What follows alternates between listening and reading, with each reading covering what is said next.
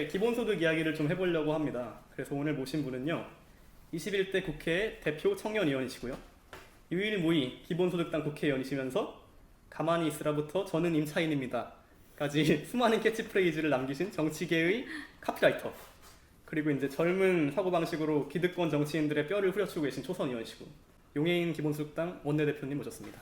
네, 반갑습니다. 안녕하세요. 안녕하세요. 기본소득당 용해인 의원입니다. 개인적으로 너무 영광입니다. 팬이거든요. 네, 감사합니다. 제가 원내 진출하기 이전부터 예전에 그 박노자 선생님께서 북토크하신 거 진행하신 영상 봤거든요. 벙커에서? 네, 벙커에서. 아, 그거 보셨구나. 굉장히 팬이었어요, 그때부터.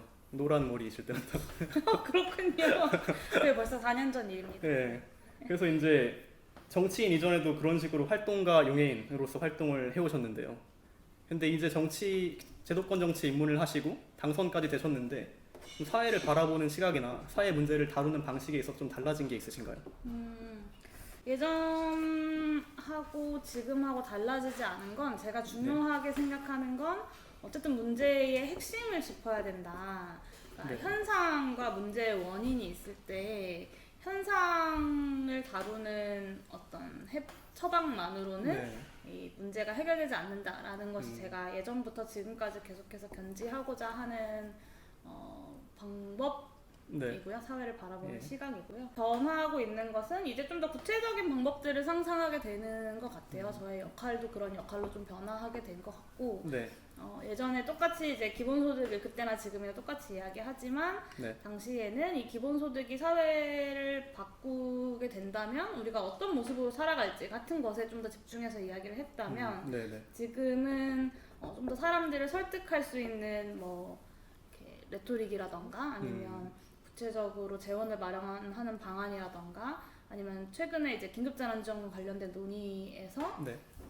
좀 더 어떻게 이 논의를 발전시킬 수 있을까 뭐 이런 것들을 좀 더 고민하게 되는 것 실제적인 같아요. 부분에서 당명이 기본소득당인데요. 네. 이게 되게 구체적으로 들리기도 하고 그래서 학생들이 보기에 약간 호기심을 불러일으키기도 하거든요. 정확히 어떤 목적과 이념이나 그런 걸 가지고 만들어진 당인지 설명을 해주실 수 있나요? 네, 기본소득당은 정확하게 기본소득의 실현을 목표로 하는 정당입니다. 아, 예.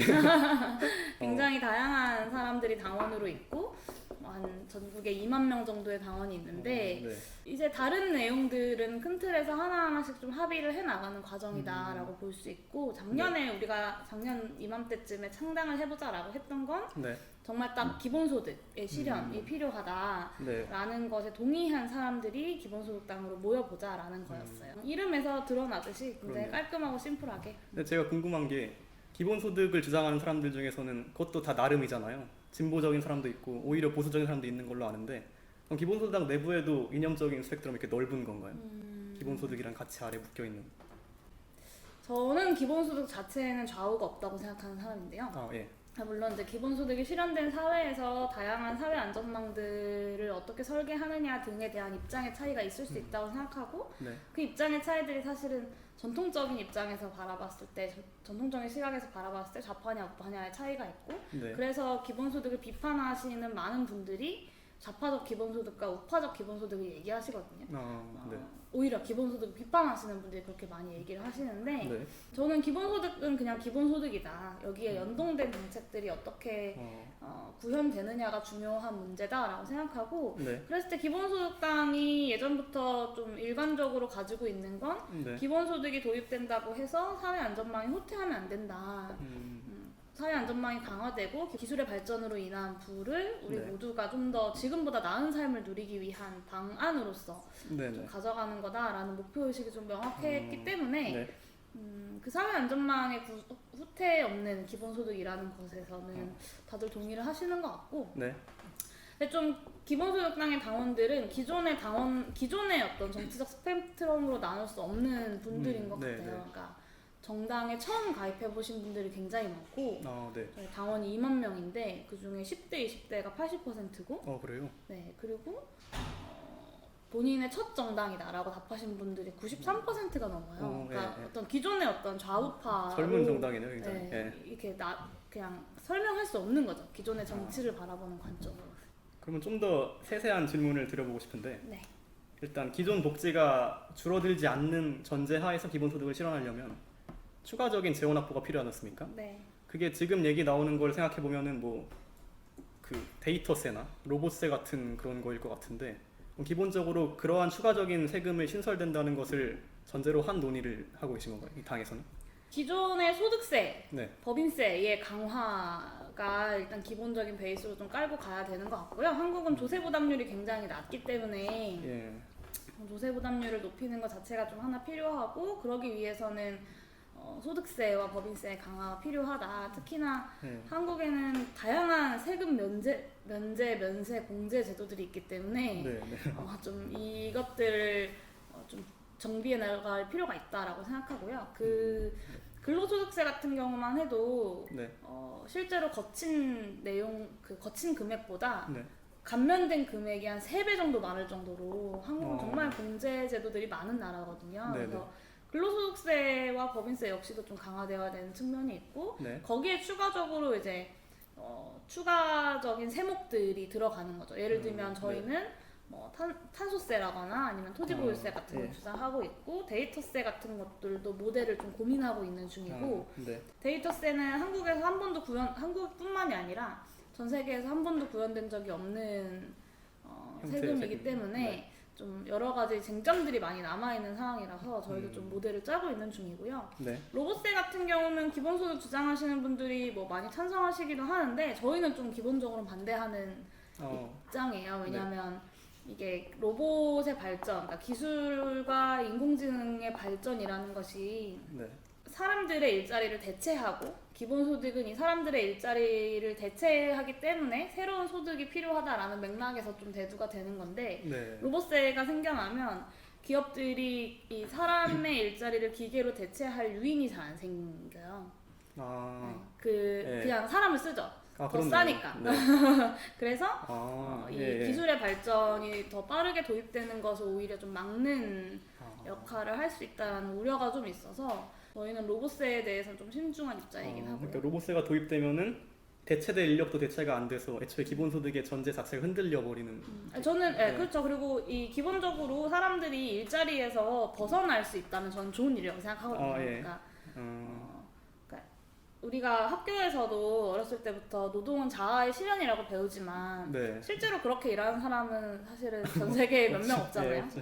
다 어떤 먹고 살기 위한, 생계를 위한 죽어있는 시간을 보내고 퇴근을 하고 나면 나의 살아있는 시간이 펼쳐지는 삶을 사는데, 네. 그렇다면 기술이 발전하고 인공지능이 발전해서 내가 이 먹고 살기 위해서 일해야만 하는 시간을 줄일 수 있다면 훨씬 인간에게 좋은 일이죠. 그렇네요. 네. 그랬을 때 기술의 발전의 어떤 그 효과를 네. 소수의 기업들만 가져가는 것이 아니라 기본소득을 통해서 사람들이 일하는 시간을 줄이고 최소한의 삶은 보장되면서도 좀 더 자유롭게 자신이 하고 싶은 일을 하면서 살아갈 수 있는 사회를 만들 수 있다는, 네. 어떻게 보면 유토피아적이지만 기술의 발전으로 인해서 충분히 가능한 그렇네요. 뭐 그런 꿈을 꾸고 있는 거죠. 지금 이게 되게 재밌게 들리는 게, 기본적으로 저희가 기본소득을 생각할 때는 사회적인 변화에 대해서 어쩔 수 없는 대응 이런 식으로 봤었는데, 의원님이 생각하시는 기본소득은 조금 더 진취적이고 뭔가 더 좀 더 적극적인 주도적이죠. 그러니까 그런 게 있는 것 이 같아요. 사회 변화에 대해서 막으려고 할 것이냐, 아니면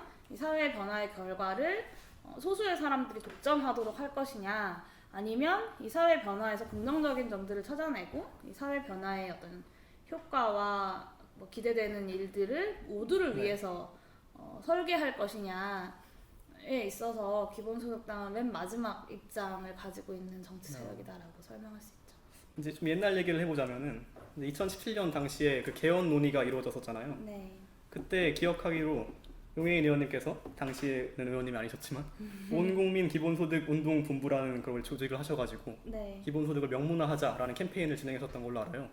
거기에 대해서 좀 말씀을 해주실 수 있나요? 네, 2017년에 이제 개헌 논의가 진행이 되고 대통령 직속으로 이제 개헌 자문 특별위원회가 만들어졌습니다. 그러면서 이제 전국적으로 개헌 논의가 불이 붙었는데요. 그때 당시에 이제 개헌에 대한 다양한 입장들이 있어요. 그러니까 예를 들면 그 정치 구조에 대한 원포인트 개헌을 주장하시는 분들도 있죠. 예를 들면 4년 중임제로 가야 한다. 네, 네. 라고 이 정치 구조에 대해서만 이야기하시는 분들이 있고, 저 같은 경우는 4년 중임제 같은 뭐 대통령제 혹은 정치 구조에 대한 개혁도 중요하지만 네. 사실은 국민의 기본권이 더 확대되는 문제들 역시 개헌 논의에서 폭넓게 다루어져야 한다라고 봤고, 네. 그러기 위해서는 실질적으로 자유롭고 평등하기 위한 물질적 조건들이 필요하고, 그런 네. 의미에서 기본소득을 설명하시는 분들이 있어요. 그러니까 예를 들면 미래통합당 지금 국민의힘 김종인 비대위원장이 이야기하는 빵 사 먹을 자유 같은 네. 게 그런 거죠. 네. 실질적 자유로서의 기본소득을 얘기하시는 건데,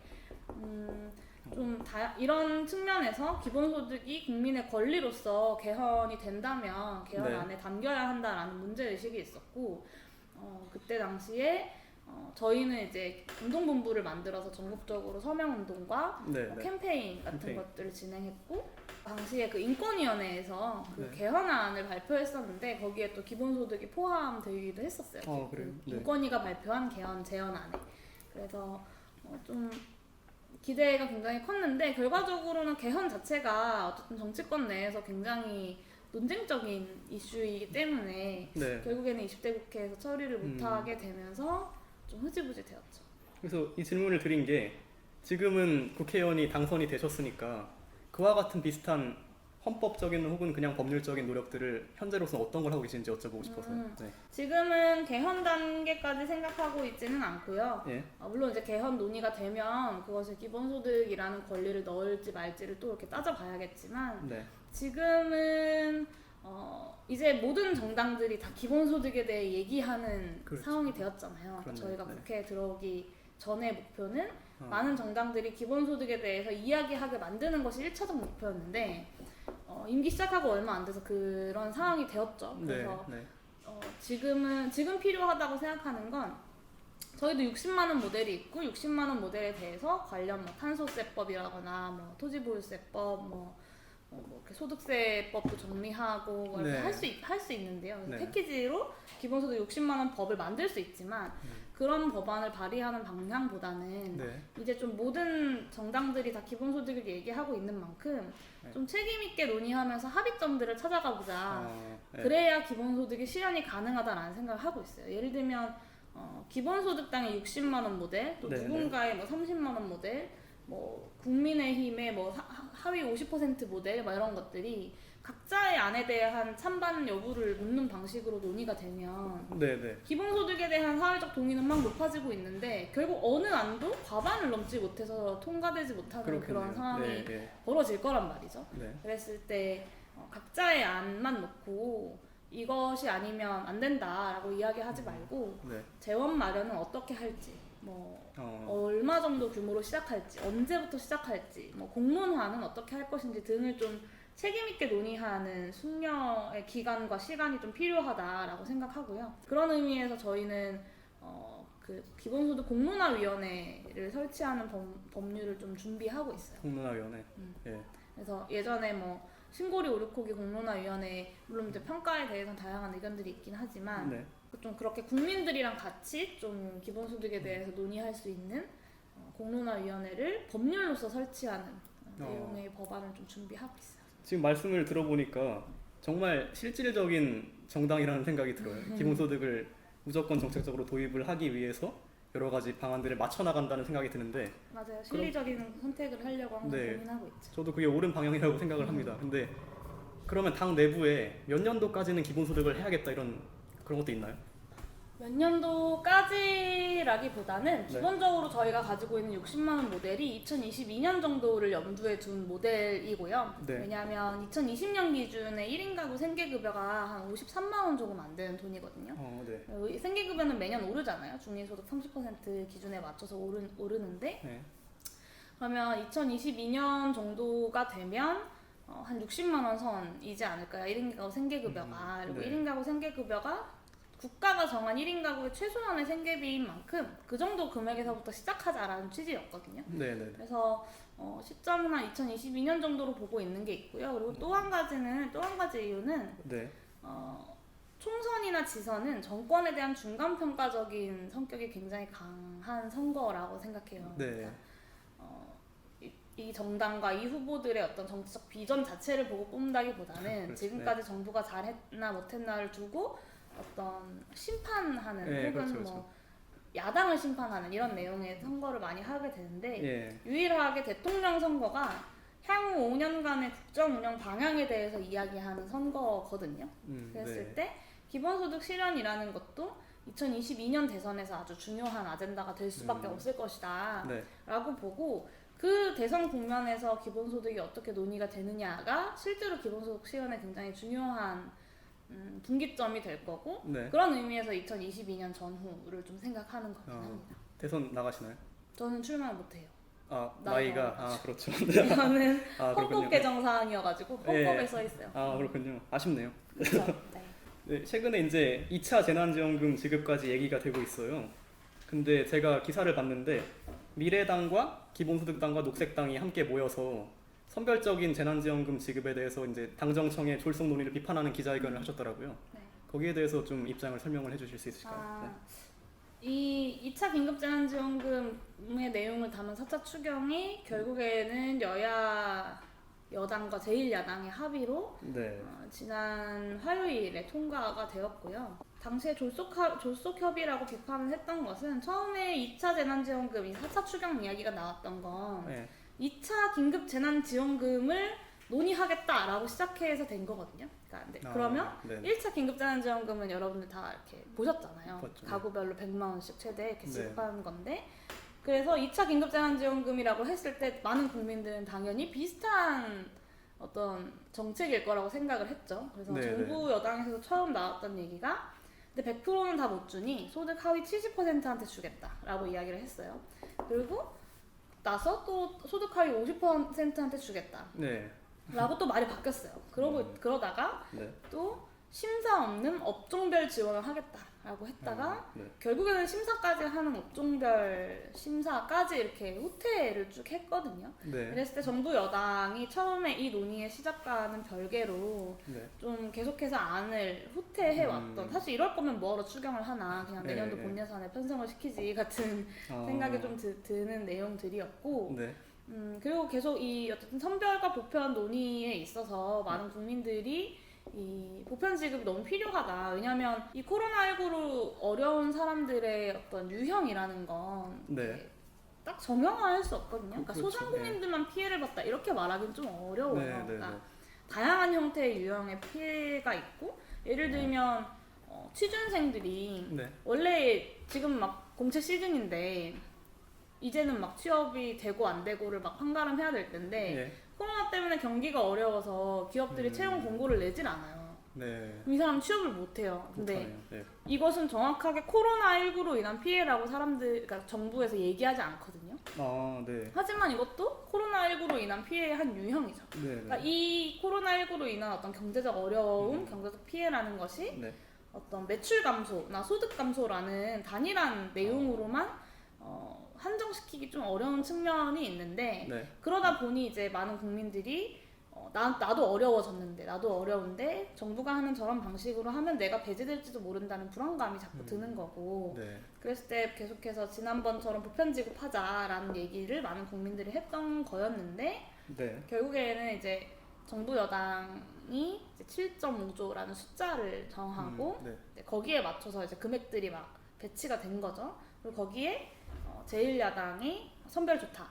네. 대신에 통신비 2만 원 빼고 네. 뭐 백신 접종하자라는 방식으로 이야기가 되면서 결국에는 이 여당과 제1야당이 이렇게 어려운 시기에도 재난 상황에도 국가가 국민의 어려움과 고통을 심사하고 선별해야 된다라는 어떤 합의 동맹을 가지고 네. 4차 추경안을 통과시킨 거죠. 사실은 보편 지급을 요구하는 국민들의 목소리가 최소한 절반은 되는데도 불구하고 제가 국회에서 이 4차 추경 논의를 진행하면서 그 네. 목소리를 반영할 수 있는 기회가 너무 없었어요. 그러니까 회의도 제대로 안 열리고 네. 네. 30분 만에 회의가 종결되고 예. 반대 토론과 표결도 진행이 안 되고 막 이런 상황에서 좀 논의가 진행되고 결국에는 여야의 협상만으로 통과가 되어서 좀 그런 의미에서 졸속이라고 생각하고 필요한 내용들이 많이 반영되지 못했다라고 비판하는 이야기들 많이 했죠. 근데 제가 뭐 민주당을 대변하고 그런 거 아니지만 이해찬 대표가 했던 그 말을 떠올려 보면은 일단 1차 재난지원금은 이렇게 소비를 통한 경기 부양을 목적으로 한 측면이 있었는데 2차 때는 이 코로나의 재유행이 확산되던 시기였기 때문에 전 국민한테 줬을 경우에 소득이 늘어나면 오히려 방역에 도움이 되지 않을 수도 있다라는 차원에서 이렇게 설명을 했었거든요. 선별지원 이런 점에 대해서도 어떻게 고려를 하고 계신지. 예. 사실 그 1차 때도 마찬가지였다고 저는 생각하고요. 아, 그러니까 그래요? 이 방역의 위험이 되는 건 언제나 경제 활동을 다시 시작하면 이 방역의 위험이 되죠. 그래서 보통 네. 그 코로나19의 확진자 숫자와 경제 활동이 또 이렇게 교차하는 네. 모양을 보통 띠는데, 근데 저는 다른 어떤 근데 경제 대책을 안 할 수는 없어요. 왜냐하면 네. 한국을 비롯한 모든 국가들이 다 지금 딜레마에 빠져 있는데 코로나19 방역을 위해서 아무런 활동도 하지 않고 굶어 죽느냐, 아니면 코로나19에도 불구하고 먹고 살기 위해서 경제 활동을 하다가 코로나에 걸려 죽느냐 예. 라는 아주 극단적인 딜레마에 놓여 있는 것이고, 네. 그랬을 때 한국은 이 중간에서 어느 정도 잘 균형을 맞춰 왔기 때문에 뭐 마이너스 1%, 마이너스 뭐 0.8% 정도의 경제 성장률로 방어를 하고 있는 건데, 네. 해외에서는 완전히 봉쇄를 하잖아요. 가족 외에 2인 이상 집합 금지 같은 명령이 떨어지고 네. 2km 이상 집 앞에서 나갈 수 없고, 그것도 네. 식료품 같은 거 살 때만 나갈 수 있는 아주 대대적인 경제 활동 제재 조치들이 이루어지면서 사람들이 못 살겠다고 또 데모를 하죠. 네, 그렇죠. 미국도 그렇고 네. 막 나가게 경제 해달라. 활동 네. 다시 풀어달라 막 이런 상황을 하는데, 그랬을 때 한국 정부가 썼던 방식도 1차 긴급재난지원금이라는 지난번 방식이 있고, 그 네. 뒤에는 소비 쿠폰 같은 거 발행했거든요. 그러니까 어. 여행 가라, 뭐 이런 나가서 음식점 가서 밥 먹어라 이런 소비 쿠폰을 막 발행을 했어요. 네. 그게 3차 추경이 그게 한 30몇 조짜리였을 거예요. 어마어마한 돈을 썼죠. 왜냐하면 전 국민에게 30만 원짜리 네. 30만 원의 재난지원금을 지급하면 15조면 되거든요. 네. 2배네. 얼마 안 들어요, 사실. 재난지원금 보편 지급하는 거 생각보다 얼마 들지 않는데, 예. 네, 그랬을 때 오히려 그런 소비 쿠폰 같은 기존의 정부가 계속해서 해왔던 방식의 대응보다 긴급재난지원금 같은 방식이 저는 방역에 더 도움이 된다고 봐요. 왜냐하면 네. 소비 쿠폰은 결국엔 다른 지역에 가서 쓸 수밖에 없고, 특히 여행 쿠폰 같은 건 네. 또 다른 지역에 가서 쓸 수 있는 쿠폰들이에요. 근데 긴급재난지원금은 딱 내가 속한 행정구역에서만 쓸 수 있는 돈이거든요. 그러니까 전국적인 이동이 일어나는 대신에 내가 속한 지역 내에서의 어떤 소상공인들을 대상으로 한 소비 활동들이 일어나는 거기 때문에 경제를 잡으면서도 방역도 전국적인 어떤 팬데믹 상황까지 가지 않을 수 있는 이 두 가지의 장점이 저는 있다고 그러네. 생각해요. 오히려 그게 더 나았을 수도 있겠네요. 네, 정부의 근데 이미 방법으로. 8월에 정부가 3차 추경 통과시켜서 소비 쿠폰 같은 거 막 몇십 조씩 막 다 뿌려놓고, 예. 뭐 긴급재난지원금을 보편적으로 지급하지 못하는 건 방역 때문이다라고 말하는 건 저는 좀 어불성설인 것 같고요.